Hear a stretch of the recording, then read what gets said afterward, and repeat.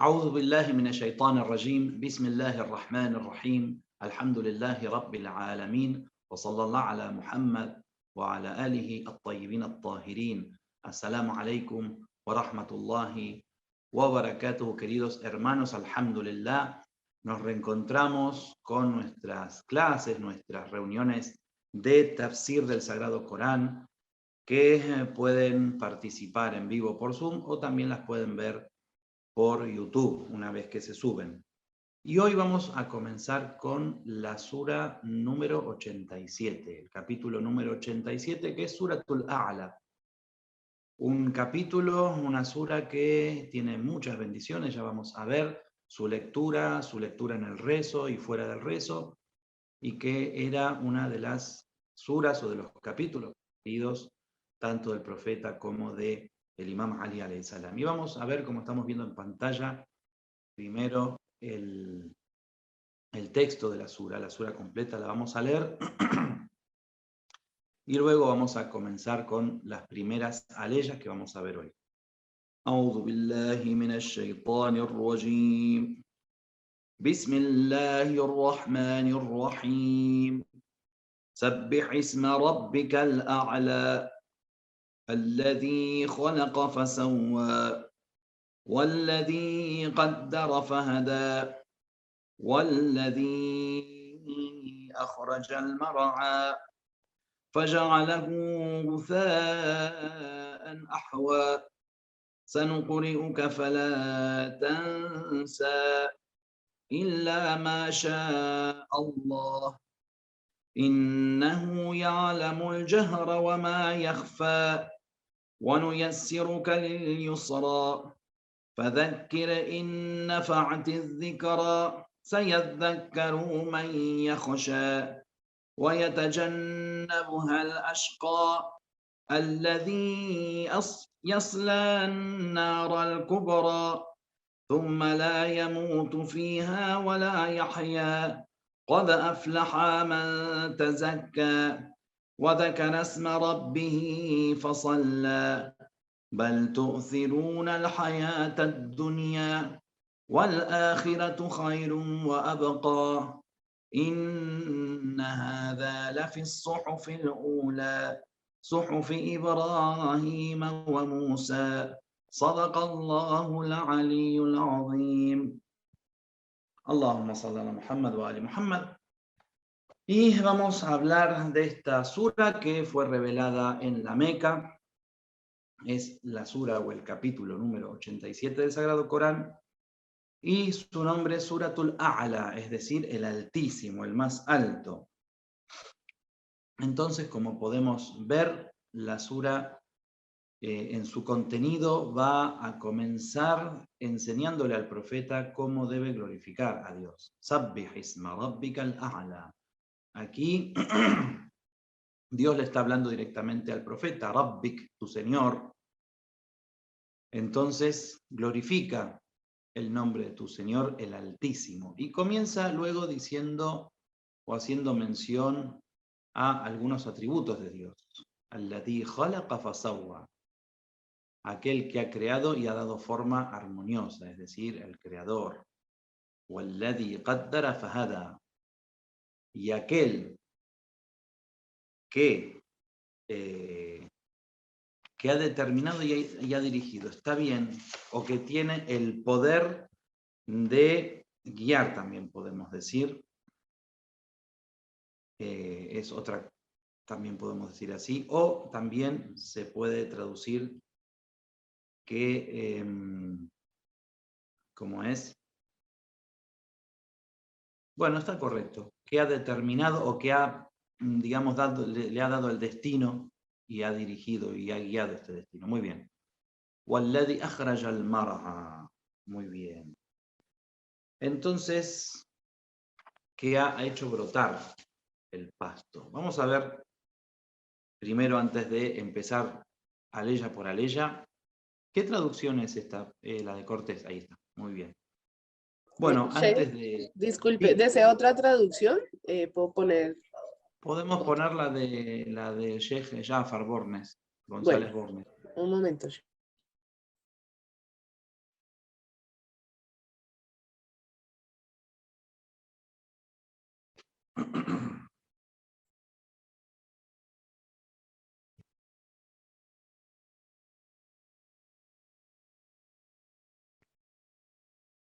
Perfecto.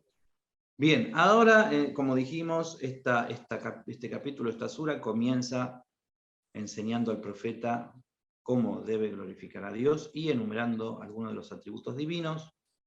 Va a continuar así hasta que llega a una segunda parte, podemos decir, en la que va a hablar de dos caminos, es decir, de aquellos creyentes que toman el camino del bien y que son humildes, y cuál va a ser su destino, y por último, cuál va a ser el destino de los impíos o de los que no, digamos, no son humildes ante Allah subhanahu wa ta'ala y eligen el otro camino.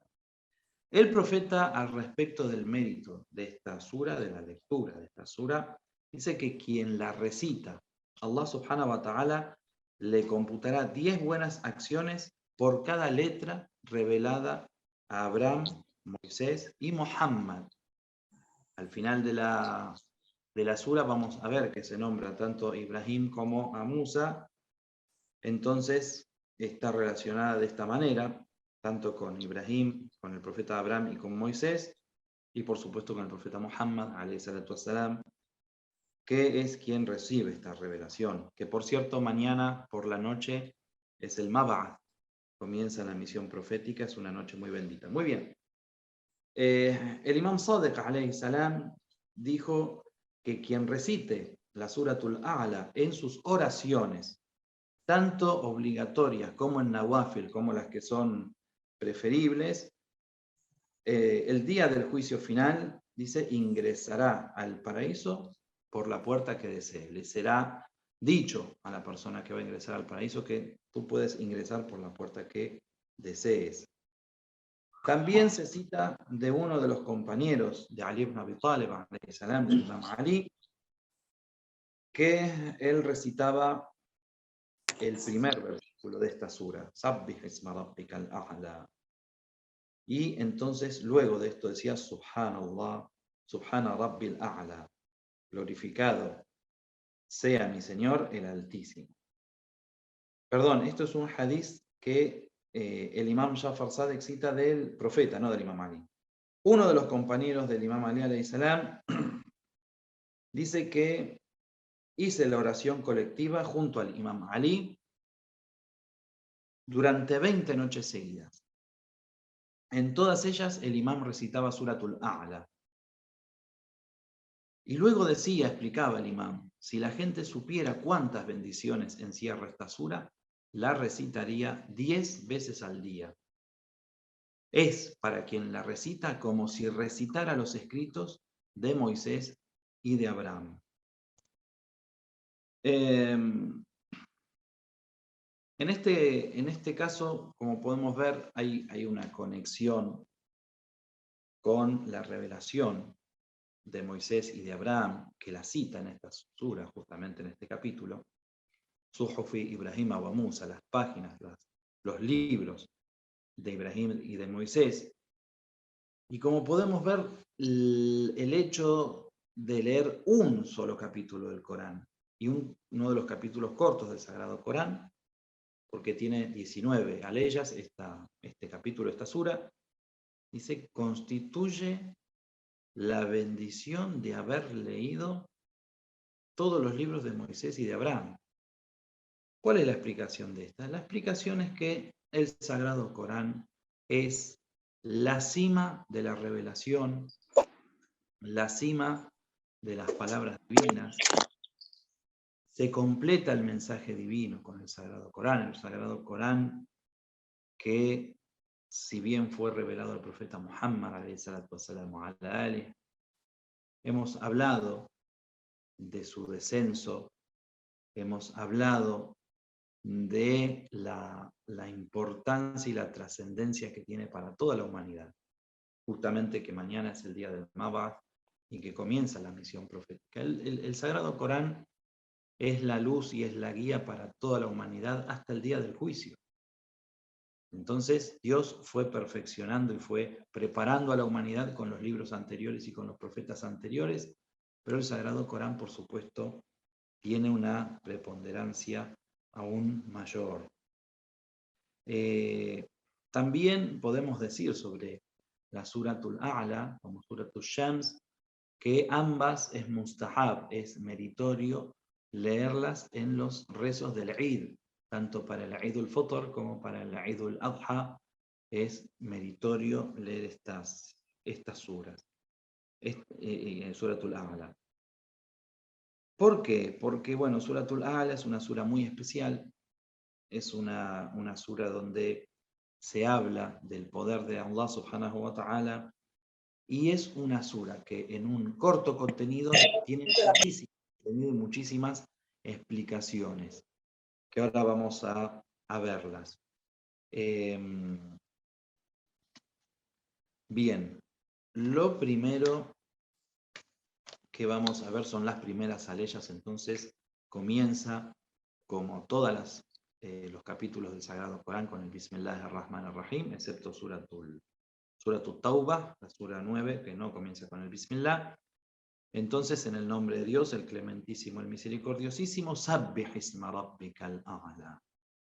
Glorifica el nombre de tu Señor, el Altísimo, que lo ha creado y ha perfeccionado todo, que lo predestinó y lo encaminó, lo guió y que hizo brotar el pasto, que convierte en heno verduzco, o, bueno, en heno oscuro, muy bien. Sabbih isma rabbikal a'la. Glorifica el nombre de tu Señor el Altísimo. Hemos hablado en algún momento, en el comienzo de nuestras clases, de la palabra esem, que aquí vuelve a venir. Sabbihism. Ese ism es el nombre. Entonces, hemos hablado y hemos explicado que el nombre, que digamos, viene de Sumú. Esem viene de Sumú, o de Samá, también como el cielo, porque cuando algo posee un nombre claramente, es como que está elevado por sobre los demás. Por ejemplo, si nosotros entramos a un grupo, entramos en donde hay un grupo de gente, y de todas esas personas solamente conocemos el nombre de una persona, esa persona es como que sobresale ante los demás, digamos, porque uno enseguida lo va a reconocer. De ahí viene esta palabra. Aquí cita que algunos de los intérpretes creen que la palabra esem, es decir, nombre, aquí tiene el sentido de Dios mismo. Y el significado del versículo sería de esta manera: glorifica a Dios el Altísimo. Otro grupo tiene otra visión y dice que se refiere al nombre de Dios. No existe, por supuesto, grandes diferencias entre ambas interpretaciones. En definitiva, la ley advierte que el nombre de Dios no debe colocarse junto al de los ídolos y que su pura esencia debe ser considerada exenta de todo defecto o imperfección, que no se lo debe asimilar a los atributos o virtudes de las criaturas, que no se lo debe vincular a las características del cuerpo, la materia o cualquier otra limitación. Es decir, que Allah subhanahu wa ta'ala es uno y único y no tiene comparación, no tiene límites y no se le puede adjudicar nada como para compararlo con Dios. وَلَمْ يَكُنْ لَهُ كُفُوًا أَحَدٌ, dice en Suratul Ikhlas.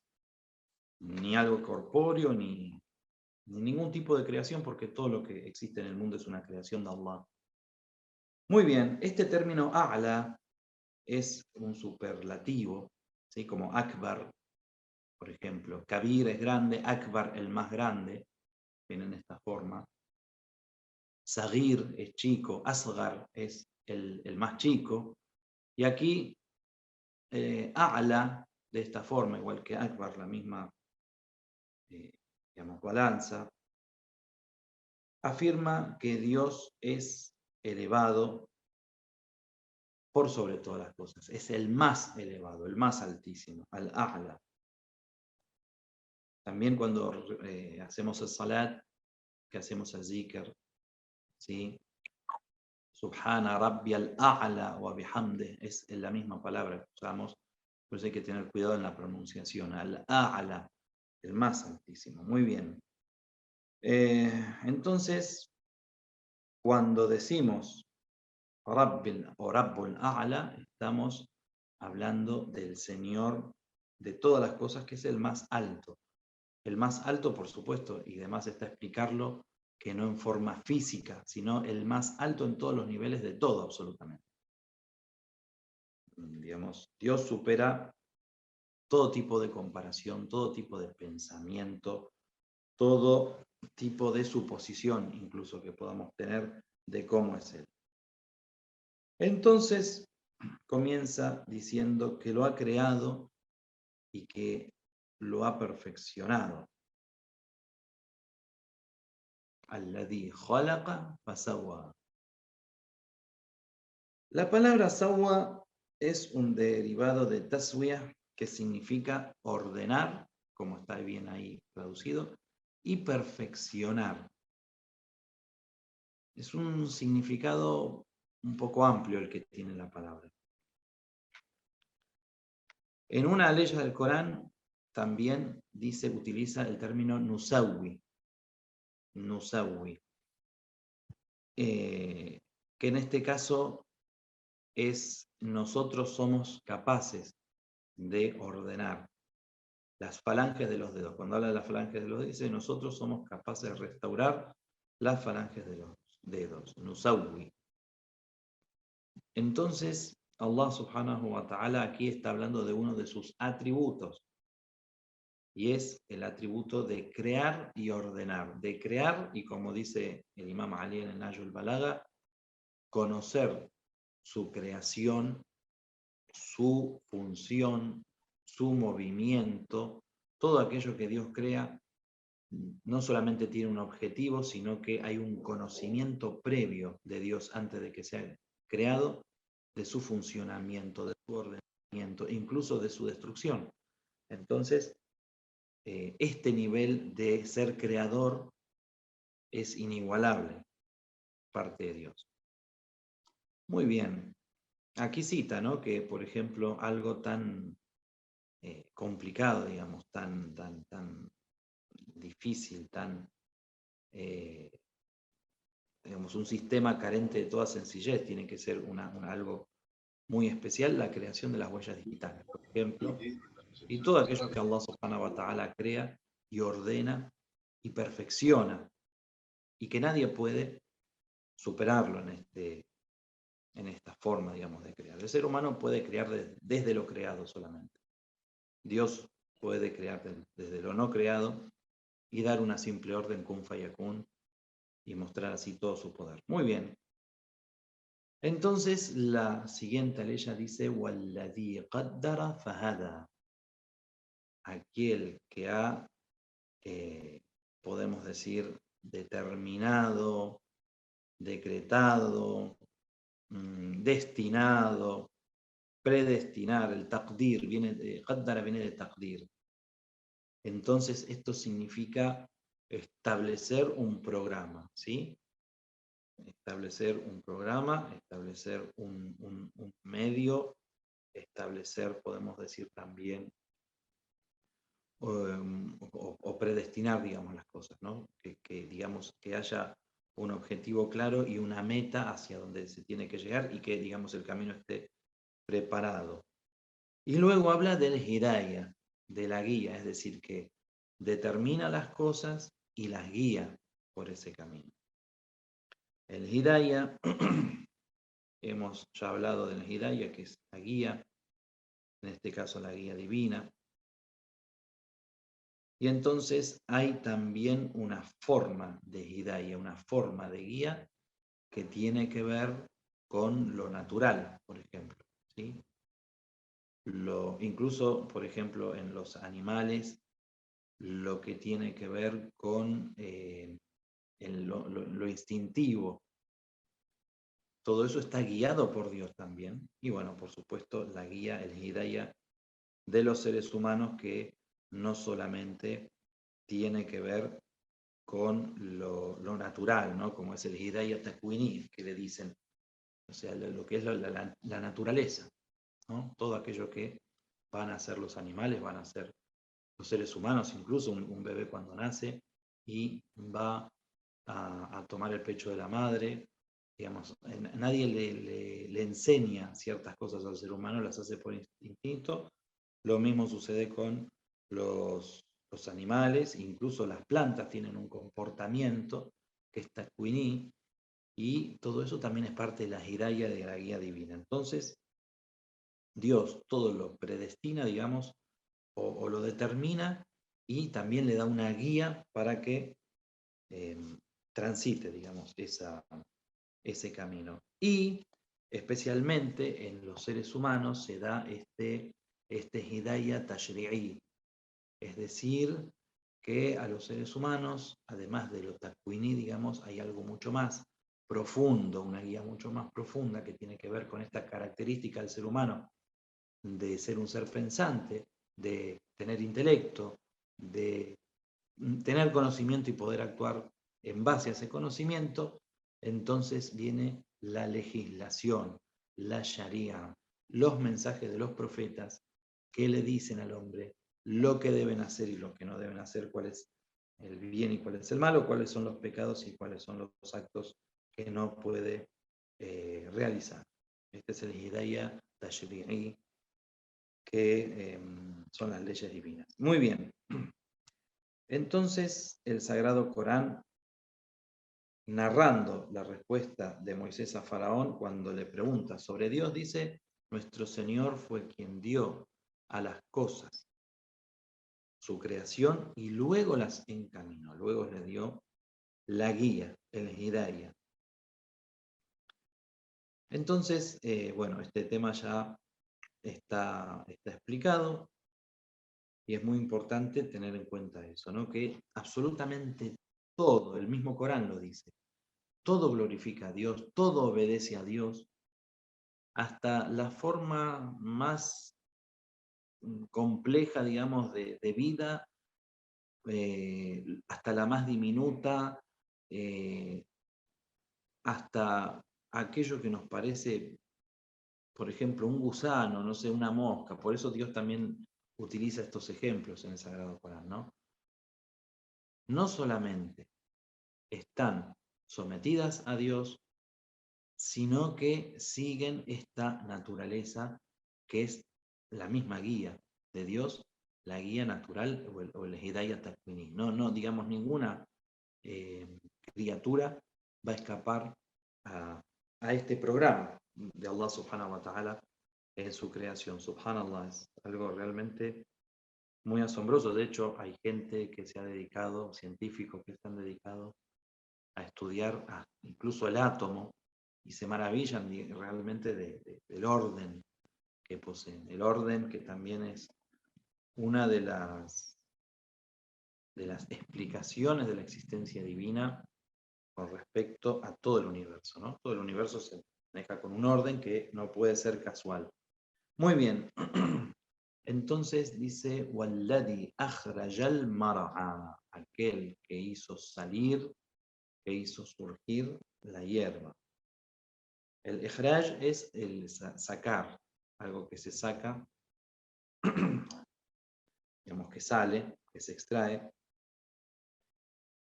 Entonces aquí lo que nos está diciendo es que es Dios, Allah subhanahu wa ta'ala, el que hace salir las hierbas, que por supuesto con estas hierbas, o con los mismos árboles, con las frutas, etc., se alimentan también los animales, se alimentan los seres humanos. Bueno, hay una función en el oxígeno, etc. Es decir, toda la creación, acá lo que nos está haciendo ver Dios es su poder sobre toda la creación y la administración que tiene sobre toda la creación. Realmente, por ejemplo, si Dios no haría brotar los pastos, ¿qué sucedería con la humanidad entera y con todos los seres vivientes?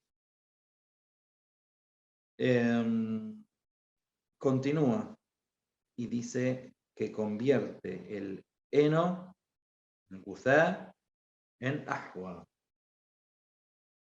Lo convierte en una cosa así oscura, verdosa.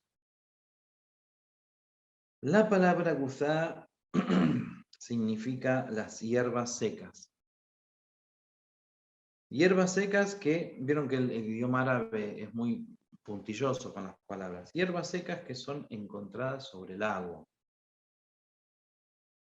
Entonces dice que también llaman de esta forma a la espuma que produce el agua durante su ebullición. Y la expresión significa o insinúa todo aquello que se pierde, que se pudre y no se aprovecha. En el versículo en cuestión son hierbas secas que están mezcladas. El término ahwa deriva de hawa y designa el color verde oscuro, y algunas veces se utiliza para el color negro, pues el verde oscuro, bueno, a menudo parece negro. Se utiliza esta palabra porque cuando las hierbas secas se amontonan, se ennegrecen gradualmente, dice que sucede esto, tiene este tinte. Y ahora nos hacemos la pregunta que ¿por qué utiliza esta expresión cuando los versículos que venimos viendo están hablando de las mercedes divinas? Entonces, ¿cómo es? Entonces hay tres motivos que explica aquí. El primer motivo es que el mundo es efímero, entonces hasta la misma hierba verde va a pudrirse, va a morir, y esto es lo que tenemos, digamos, que reflexionar nosotros, ¿no? Que nosotros quizás nos sentimos fuertes y jóvenes como una planta que está en su esplendor, pero más tarde o más temprano empezamos a envejecer hasta que nos llega nuestro destino. Entonces, el segundo es que al amontonarse las hierbas secas, entran en descomposición y se convierten en un abono natural que suministra a la tierra los componentes nutritivos que aumentan su fertilidad. Es decir, también parte de la administración de Allah es que esa misma planta que cumplía una función estando viva, estando muerta también cumple otra función y está dentro del ciclo del orden takwini que Dios le dio a la creación.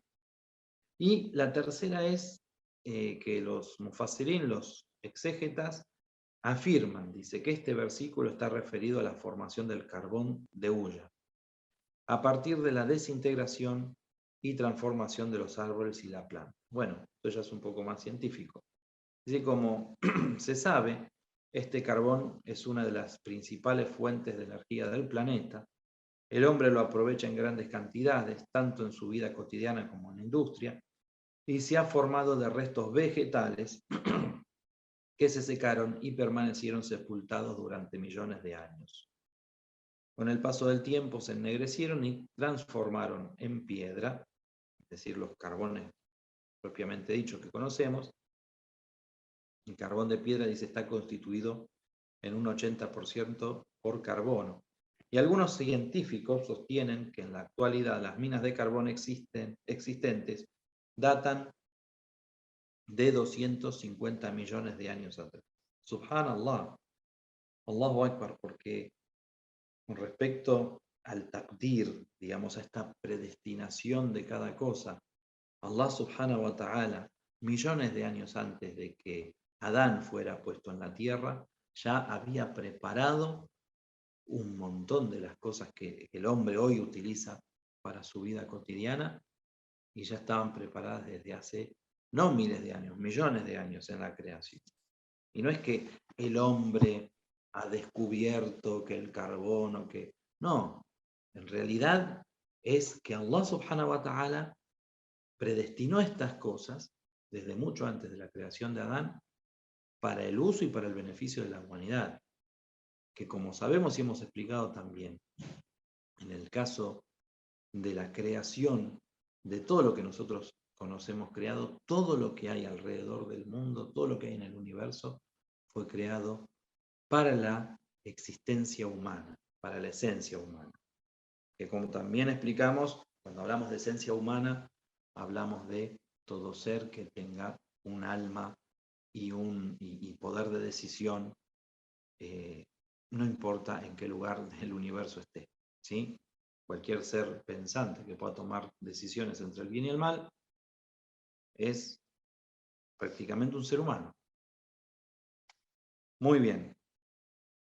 Entonces, esta es la cuestión del Hidayah. Aquí cita algunos descubrimientos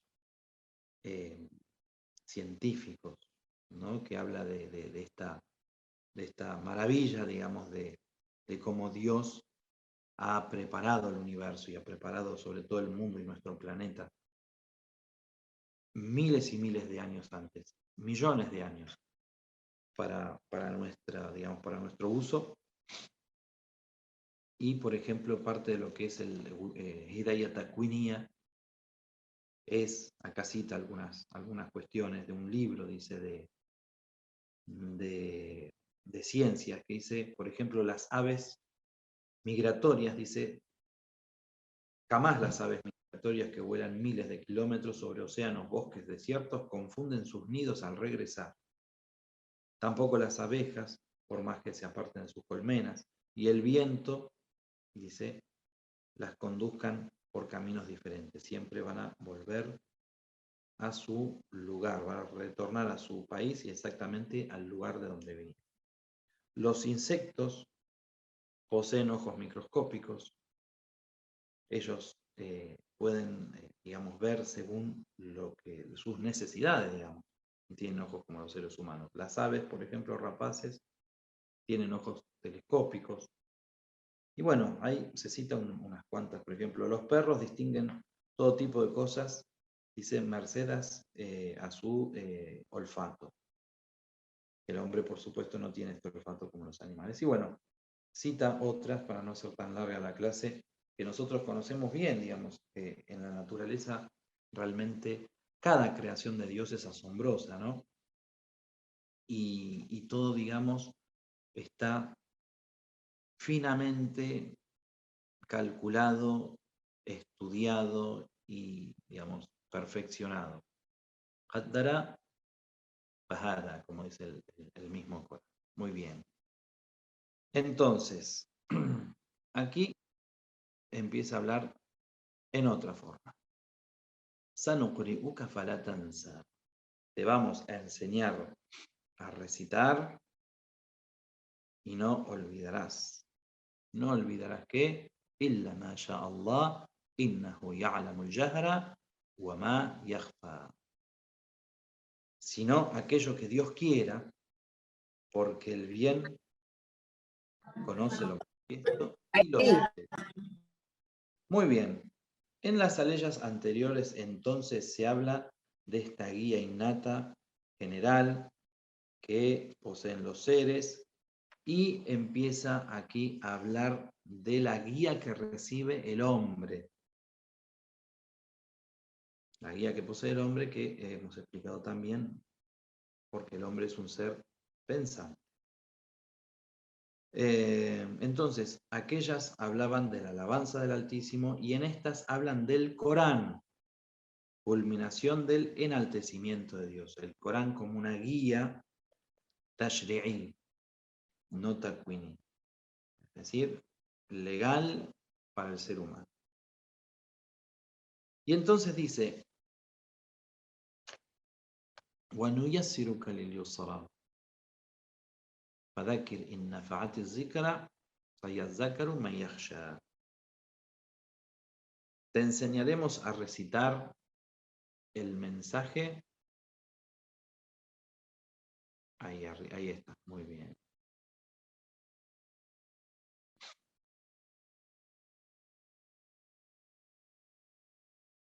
A ver, más arriba. Bueno, entonces, la ley número 6. 6. Te enseñaremos a recitar y no vas a olvidar.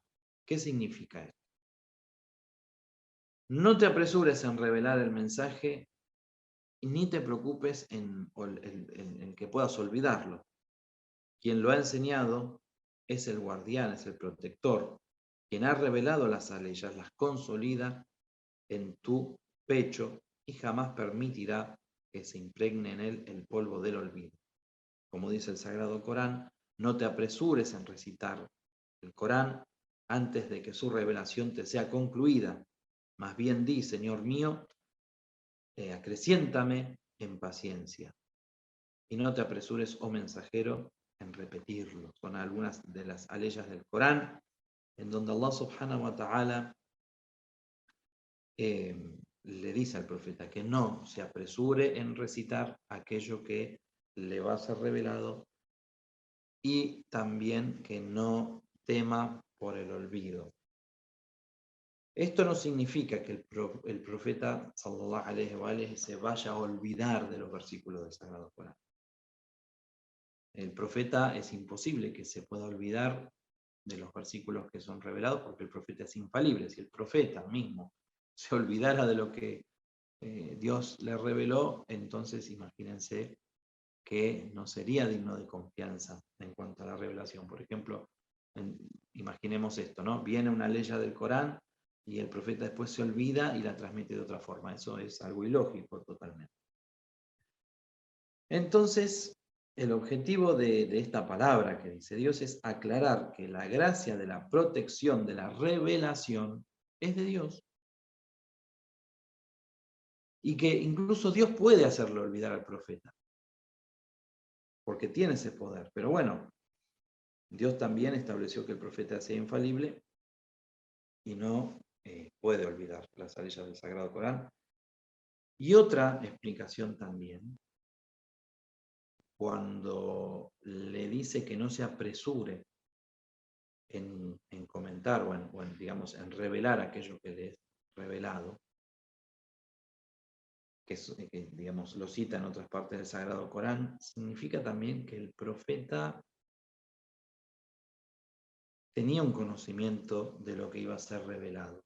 Es decir, sabemos que el Corán descendió todo junto al corazón del profeta y que después hay una revelación que es paulatina y que el mismo profeta podía, digamos, conocer en su totalidad el mensaje del Sagrado Corán y no se adelantaba, sino que en su momento justo, con la revelación del ángel Gabriel, el profeta transmitía aquello que le era revelado.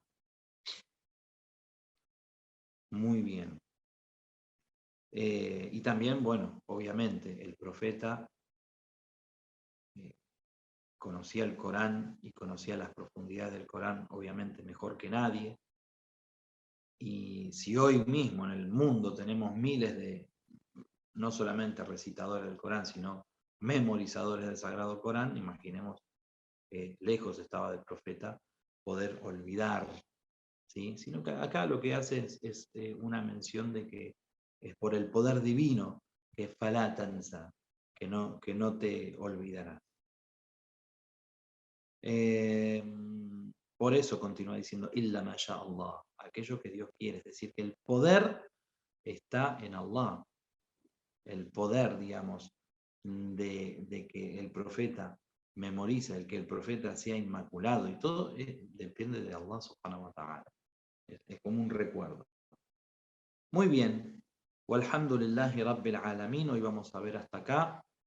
Y si Dios quiere, en nuestra próxima clase, inshallah, vamos a continuar con la ley 7 y en adelante. Walhamdulillahi rabbil alamin. Wassalamu alaikum wa rahmatullahi wa barakatuh. Que Dios los bendiga mucho. Y si Dios quiere, nos estamos viendo o el próximo martes o el próximo sábado. El martes a confirmar, el sábado con la ayuda de Dios, seguro, inshallah. Salamu alaikum.